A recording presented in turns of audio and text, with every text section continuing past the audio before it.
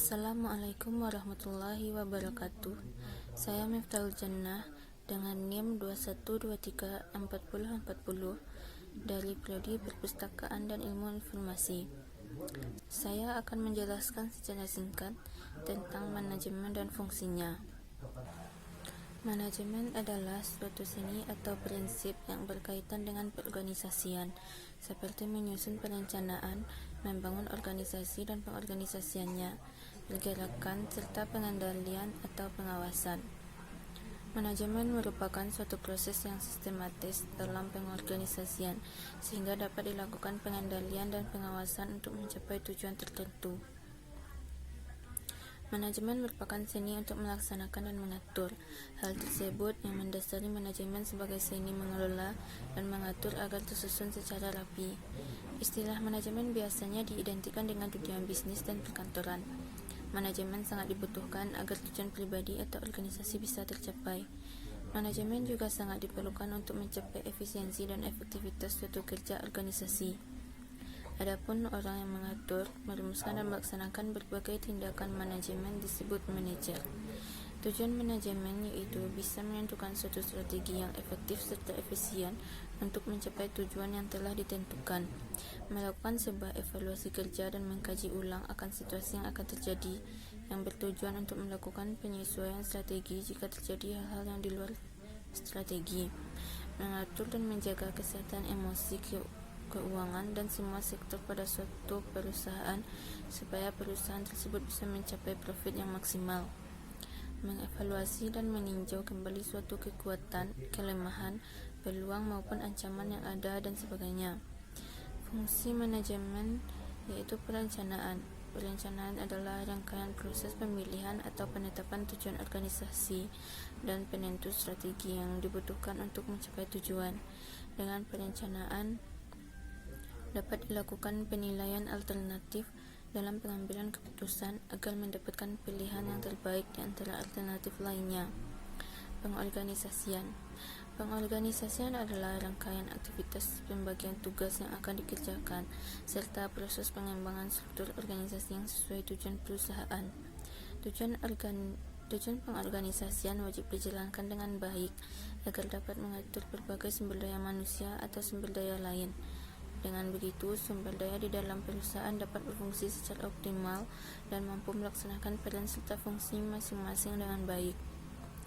Fungsi penempatan.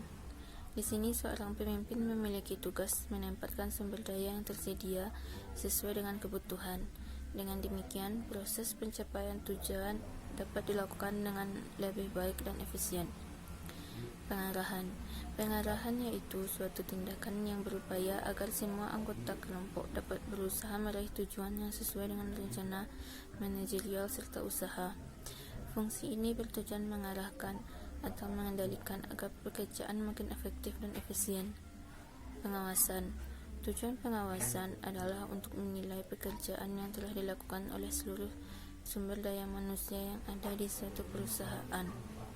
Fungsi pengawasan sangat penting dilakukan karena fungsi ini untuk menentukan kualitas layanan atau produk yang dihasilkan perusahaan dapat berjalan dengan baik atau tidak. Unsur-unsur manajemen terdiri dari manusia. Faktor yang paling utama dalam manajemen adalah manusia. Manusia membuat tujuan dan melakukan proses pencapaian tujuan tersebut. Dengan kata lain, proses kerja tidak akan terjadi bila tidak adanya unsur manusia di dalamnya. Selanjutnya, uang.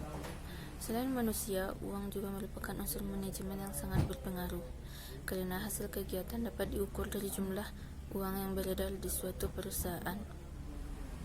Adanya uang bisa menjadi alat dalam proses pencapaian tujuan dengan penggunaannya yang diperhitungkan secara rasional. Yang ketiga, bahan. Ketersediaan bahan baku atau material sangat vital dalam proses produksi. Tanpa material, perusahaan tidak bisa mengolah sesuatu untuk dijual.